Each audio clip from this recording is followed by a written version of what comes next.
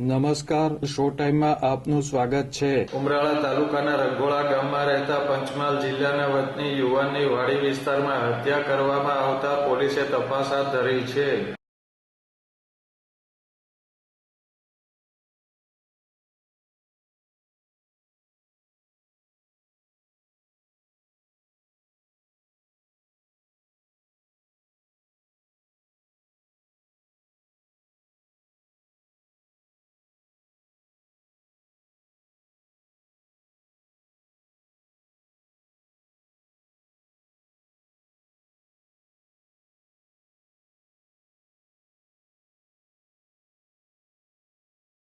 પંચમહાલ જિલ્લાના વતની અને ઉમરાળા તાલુકાના રંઘોળા ગામમાં આવેલ મયાભાઈ પેથાભાઈ કુવાડિયાની વાડીમાં ખેતમજૂરી કરતા ચીમનભાઈ હરિભાઈ નાયકે 3 માસ પહેલા તેમના માસીના દીકરા દિલીપભાઈ લક્ષ્મણભાઈ નાયકની પહેલી પત્ની સવિતાબેનને ખેતમજૂરી કરવા માટે બોલાવ્યા હતા.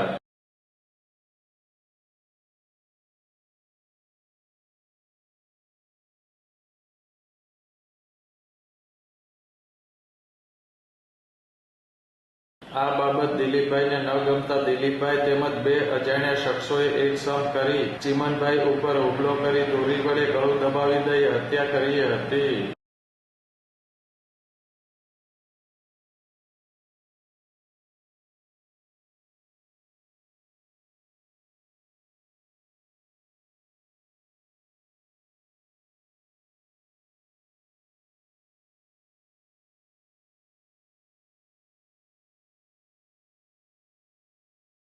આ બનાવ અંગે ઉમરાળા પોલીસે ગુનો નોંધી તપાસ હાથ ધરી છે.